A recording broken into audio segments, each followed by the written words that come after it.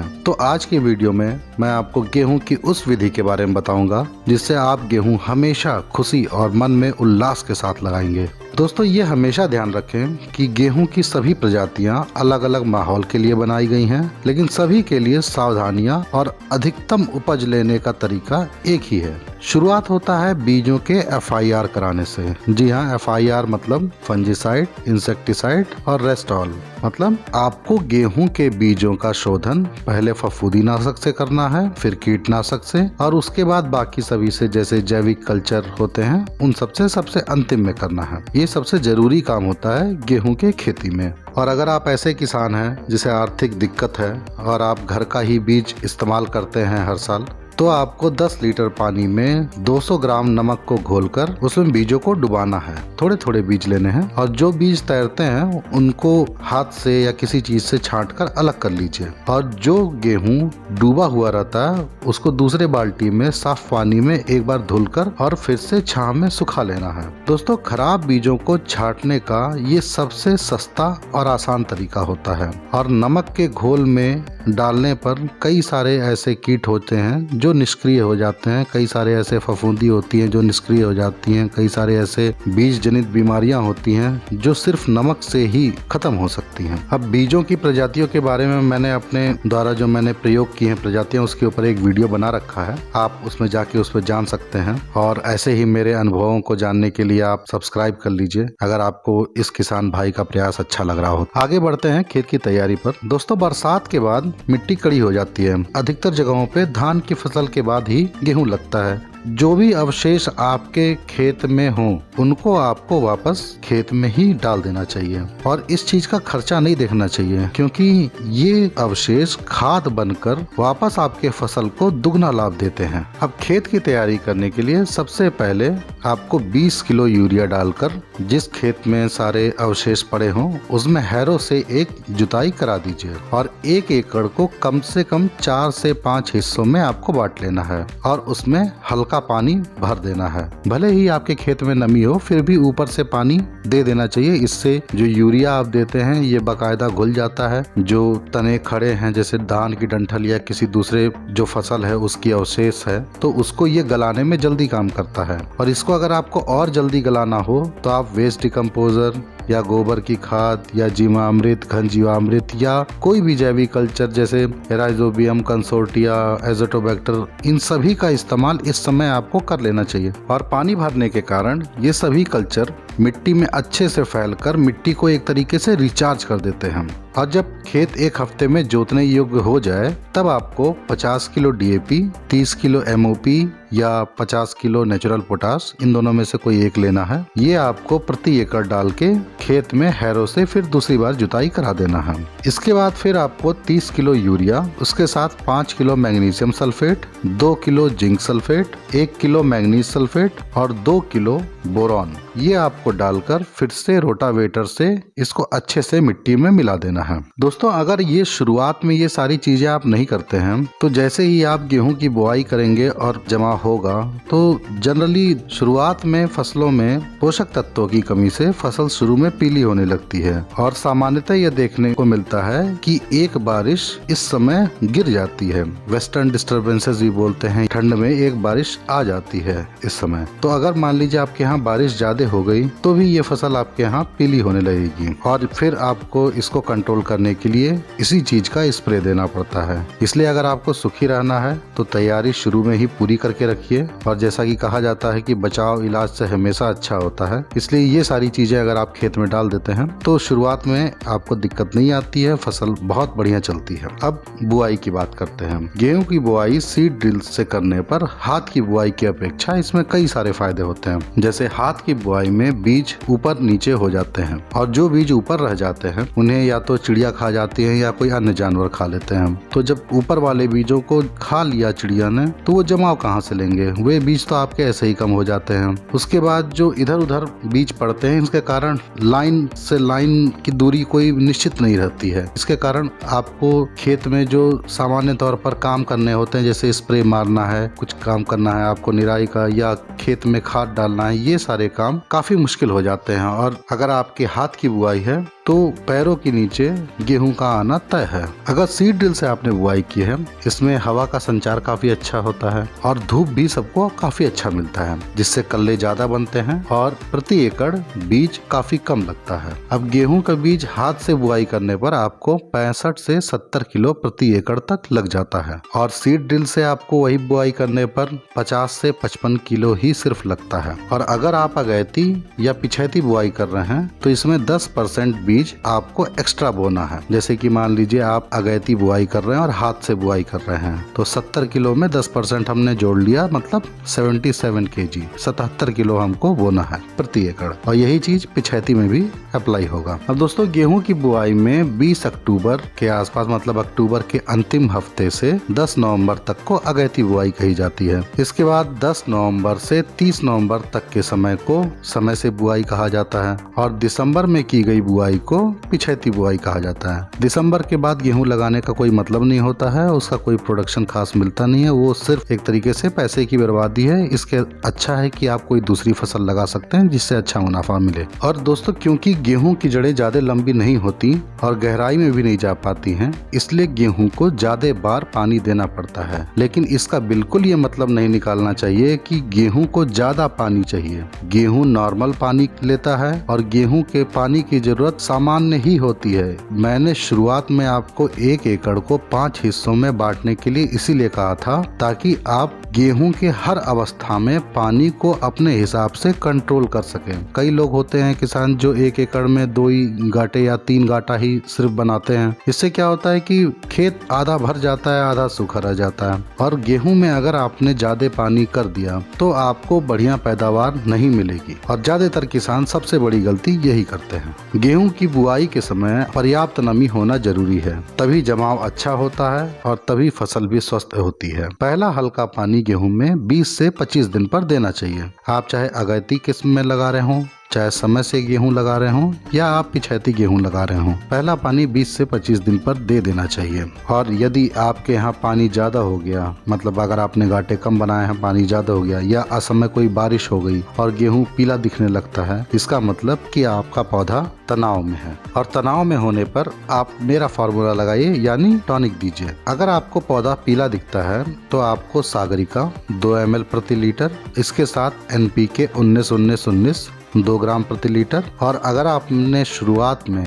Zinc मिट्टी में नहीं दिया है तो आपको चिलेटेड फॉर्म में जिंक लेना है 1 ग्राम प्रति लीटर और ये तीनों मिला के आपको स्प्रे करना है। दोस्तों जिंक मैंने चिलेटेड फॉर्म में इसलिए कहा है, इसलिए नहीं कि ये रिएक्शन करेगा, बल्कि इसलिए क्योंकि जब हम कई दवाओं को एक साथ मिक्स करते हैं तो कोशिश ये करना चाहिए कि तीनों दवाएं अलग प्रकार की हों या अलग तरीके से काम करती हों पौधे पे। तो हमने एक ऑर्गेनिक दवा लिया है, एक NPK लिया है और इसके साथ एक चिलेटेड फॉर्म लिया है। तो ये तीनों दवाएं अलग अलग तरीकों से काम करती हैं, इसलिए ये आपस में आराम से अच्छा काम करेंगी पौधे पर। मिलाई तो कई सारी दवाएं जा सकती हैं, लेकिन अच्छा काम वही करती हैं जो अलग अलग तरीकों की दवाएं होती हैं। ये कॉम्बिनेशन आपका एक तरीके से ग्रोथ प्रोमोटर का भी काम करता है पौधे में। अब दोस्तों पहले पानी के बाद ही आपको पहली खाद देनी होती है। इसमें आपको 25 किलो यूरिया और 10 किलो ह्यूमिक एसिड ग्रेन्यूल्स, जो दानेदार ह्यूमिक एसिड आता है, उसको आपको 10 किलो और उसके साथ 3 किलो सल्फर प्रति एकड़ की मात्रा में मिलाकर ये आपको जब नमी रहे खेत में तभी दे देना है। अब दोस्तों दूसरा, तीसरा, चौथा पानी या कितने बार पानी आपके खेत में लगेगा, ये इस बात पर तय होता है कि आपके मिट्टी में बालू की मात्रा कितनी है। अगर बालू की मात्रा बहुत ही ज्यादा है तो आपके गेहूं में 6 पानी भी लग सकता है और कम से कम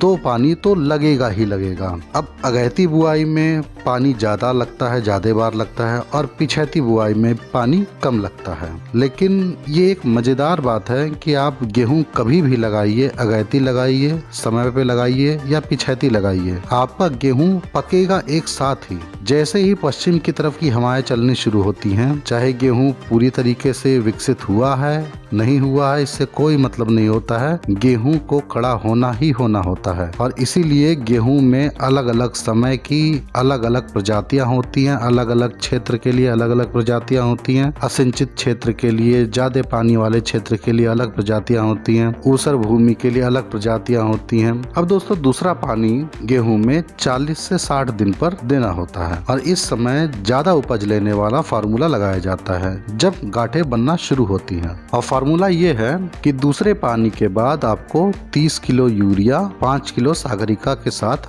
मिट्टी में दे देना है और इसी के साथ प्लांट ग्रोथ रिटार्डेंट लिहोसिन जो आता है या चमत्कार ये 2 ml प्रति लीटर लेना है और इसके साथ ट्यूबिकोनाजोल 1 ml प्रति लीटर ये दोनों मिलाकर आपको स्प्रे कर देना है। ये क्यों किया जाता है ये आपको मैं अभी थोड़ी देर बाद बताऊंगा। और तीसरा पानी 60 से 80 दिन के आसपास देना होता है और इस बार भी पानी देने के 2 दिन बाद आपको यही स्प्रे फिर से दोहराना होता है और इस तरीके का इस्तेमाल पूरे समय वाली प्रजातियों में करना चाहिए। पिछैती प्रजातियों में नहीं करना चाहिए, अगैती प्रजातियों में आप इसका इस्तेमाल कर सकते हैं। अब दोस्तों ये इस्तेमाल का तरीका कोई मेरा तरीका नहीं है। आप किसी भी यूनिवर्सिटी के वेबसाइट पे जाएंगे, चाहे वो ICR की वेबसाइट हो, चाहे पूसा संस्थान, चाहे करनाल की वेबसाइट, किसी भी एग्रीकल्चर यूनिवर्सिटी के आप वेबसाइट पे जाएंगे और गेहूं की अच्छी उपज लेने का आप तरीका देखेंगे, उसमें सब में यही तरीका अपनाया जाता है कि पहले गेहूं में बढ़िया खाद मतलब जो भी खाद आप देते हैं उसका 150% आपको खाद देना होता है और उसकी बढ़वार को हम काफी बढ़ाते हैं और बढ़ाने के बाद फिर उसको एक थोड़ा सा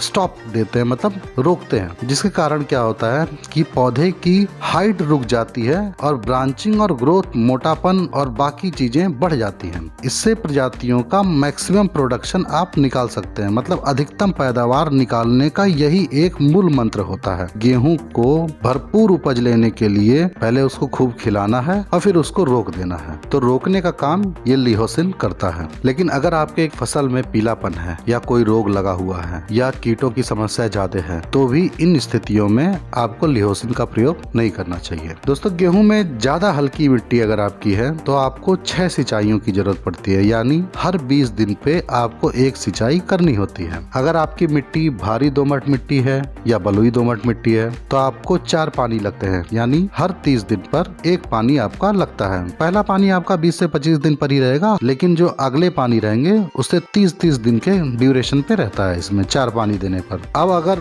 और भारी मिट्टी है और सिंचाई की व्यवस्था उतनी अच्छी नहीं है तो आप 3 सिंचाई करके भी गेहूं का उत्पादन अच्छा ले सकते हैं। लेकिन इसमें आपको पहली सिंचाई 25 से 30 दिन, दूसरी सिंचाई 60 से 70 दिन और तीसरी सिंचाई 100 से 110 दिन के आसपास कर देनी चाहिए। और आपके यहाँ अगर मान लीजिए कुछ बहुत ही ज्यादा मजबूरियां हैं और आप सिर्फ 2 ही पानी गेहूं में दे सकते हैं तो पहला पानी आपको 30 दिन पर और दूसरा पानी आपको 80 दिन के आसपास देना चाहिए। अब दोस्तों ध्यान दीजिएगा, फिर से बता रहा हूं कि गेहूं में पानी ज्यादा बार दिया जाता है, ज्यादा पानी नहीं देना है। हर बार पानी देने के 24 घंटे के अंदर मिट्टी पानी को सोख लेनी चाहिए। अगर आपके खेत में 24 घंटे से ऊपर पानी खेत में खड़ा है तो मेड़ को काट कर पानी बाहर निकाल दीजिए या कोई भी अन्य व्यवस्था करिए। 24 घंटे के ऊपर खेत में पानी खड़ा रहने मत दीजिए। अब बात करेंगे दोस्तों खरपतवारों की। गेहूं में जितने भी खरपतवार होते हैं दोस्तों उनको 2 मुख्य कैटेगरी में बांटा जाता है, ये सभी लोग जानते हैं, एक चौड़ी पत्ती वाले और एक सकरी पत्ती वाले। और कुछ दवाएं ऐसी होती हैं जो दोनों पे काम करती हैं, कुछ दवाएं ऐसी होती हैं जो स्पेशली चौड़ी पत्ती की होती हैं और कुछ दवाएं केवल सकरी पत्ती वाली होती हैं। अगर आपका खेत ऐसा है कि जिसमें खरपतवार कुछ बहुत ही ज्यादा होती है तो आपको घास को कंट्रोल करने के दोनों स्टेज पर, यानी जब खरपतवार ने जमाव नहीं लिया है मतलब प्री इमरजेंसी स्टेज, जमाव से पहले का स्टेज, इस पे भी आपको खरपतवार नाशक का प्रयोग करना होता है। और एक उगने के बाद जब खरपतवारों में 2-3 पत्तियां निकली होती हैं उस समय भी आपको खरपतवार वाली दवा का प्रयोग करना होता है। अगर आपके यहाँ खरपतवार कम मात्रा में है तो आप चाहें तो सिर्फ उगने के बाद ही 20 से 25 दिन पर बुआई के बाद आप इसका प्रयोग कर सकते हैं। अब प्री इमरजेंसी स्टेज मतलब बुआई के तुरंत बाद अगर खरपतवार नाशक आप प्रयोग करना चाहते हैं तो इस समय आप पेंडामेथ्रिन 30% EC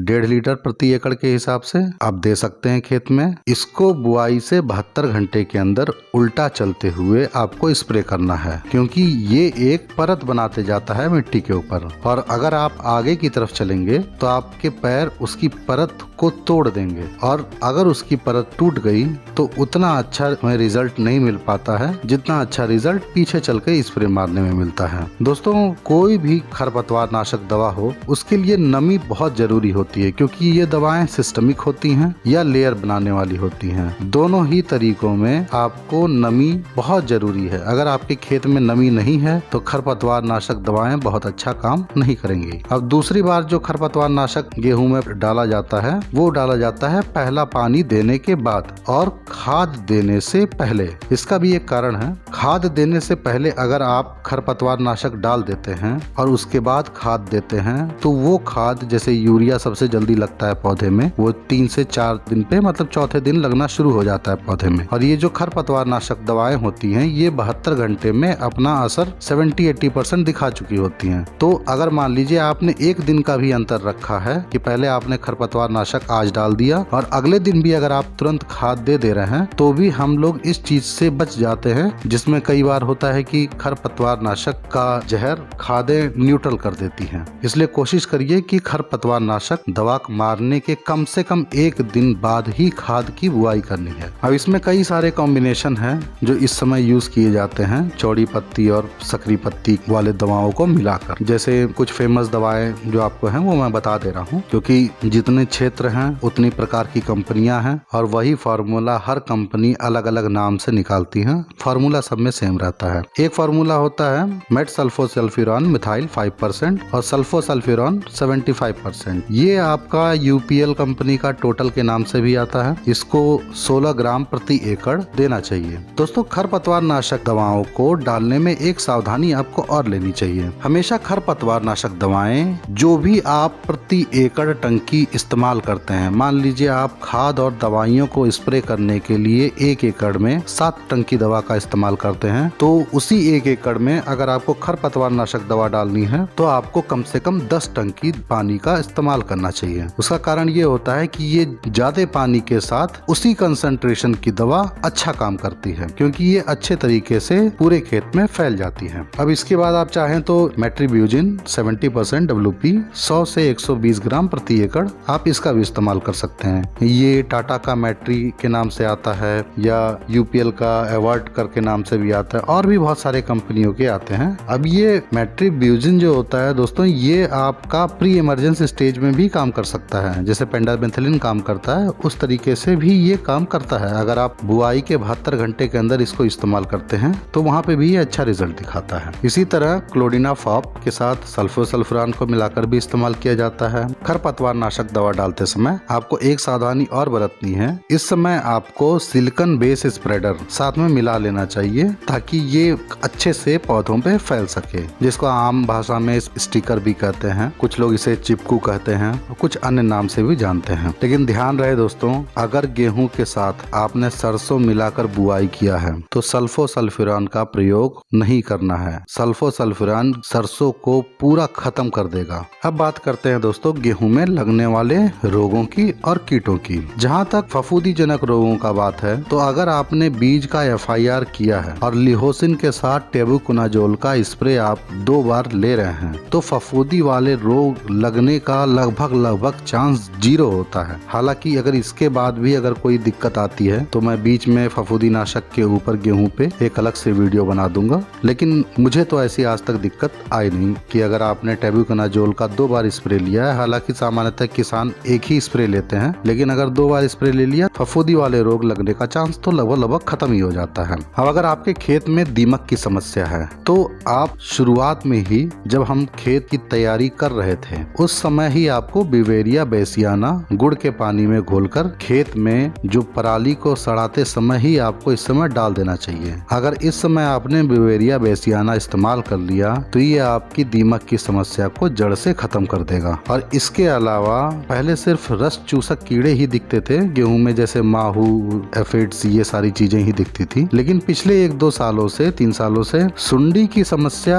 काफी देखने को मिल रही है। जब बालियां निकल जाती हैं और हल्का हल्का पकने लगती है उस समय बहुत ही ज्यादा मात्रा में सुंडी पता नहीं कहां से आ जाती हैं या उनके अंडे पहले विकसित होते रहते हैं, उस समय वे अपना पूरा आकार ले लेती हैं। इसलिए इस समय गेहूं में 2 स्प्रे लेना पड़ रहा है कीटनाशक का, नहीं तो पहले एक ही स्प्रे में काम चल जाता था। इसमें दोस्तों शुरुआत में पहला स्प्रे थोड़ा सा हल्का दवा का लेना चाहिए। जैसे इसमें आप इमिडाक्लोरोपिड 17.8% ले सकते हैं या आप टाटा समिट 125 ml भी प्रति एकड़ ले लेंगे तो भी इनिशियल स्टेज पे ये कंट्रोल हो जाता है। अब पहली बार दवा का इस्तेमाल 40 दिनों के आसपास होता है, जब कल्ले निकल रहे होते हैं नई पत्तियां निकल रही होती हैं, नई गांठें बन रही होती हैं, उस समय पौधे में यूरिया पड़ा होता है, पत्ते चिकने होते हैं और उस समय रस चूसक कीड़ों का अटैक सबसे ज्यादा होने का संभावना रहता है। इसलिए पहला स्प्रे 40 दिनों पर अपनी फसल को देखते रहिए। अगर आपको ये समस्या दिखाई दे तो शुरुआत में इमिडाक्लोरोपिड वगैरह का इस्तेमाल करके आप इसको कंट्रोल कर सकते हैं। और दूसरी बात, जब आपको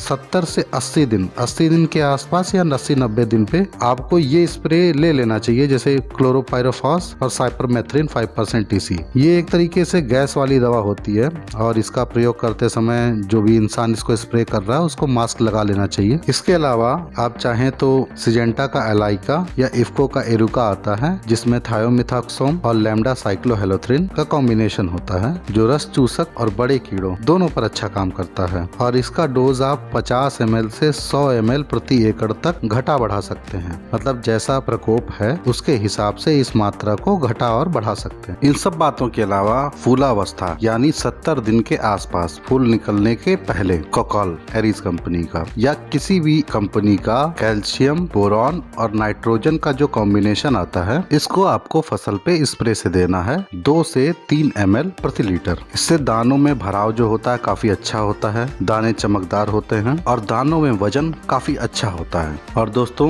इन सभी चीजों को करने के बाद जब आपकी गेहूं की फसल लहलहा रही हो और आपने कटाई में देरी कर दी, तो ये सारी फसल एक छोटी सी चिंगारी काफी होती है सबको स्वाहा करने के लिए, और हजारों किसानों के हजारों एकड़ मिनटों में जलकर खाक हो जाते हैं। दोस्तों, अगर आपने ये सारी विधियां अपनाई हैं जो मैंने इस वीडियो में आपको बताया है, तो गेहूं की उपज आपकी 30 कुंटल प्रति एकड़ के आसपास ही रहेगी, ना इससे बहुत डाउन जाएगी, ना इससे कोई बहुत ऊपर जाता है। ये सिर्फ कहने वाली बातें होती हैं कि आप 50 कुंटल 60 कुंटल ले सकते हैं। एवरेज एक जो जमीनी हकीकत होता है वो 30 कुंटल के आसपास अगर आप पैदावार ले रहे हैं तो आप अच्छी पैदावार ले रहे हैं, अच्छी नहीं बहुत अच्छी पैदावार ले रहे हैं, और आप ये समझ लीजिए कि आप सफल किसानों की श्रेणी में आते हैं। तो दोस्तों, कैसी लगी ये वीडियो कमेंट्स में बताइएगा, और अगर आपने अभी तक सब्सक्राइब नहीं किया है तो सब्सक्राइब कर लीजिए। मिलते हैं एक नई वीडियो में एक नई जानकारी के साथ। धन्यवाद।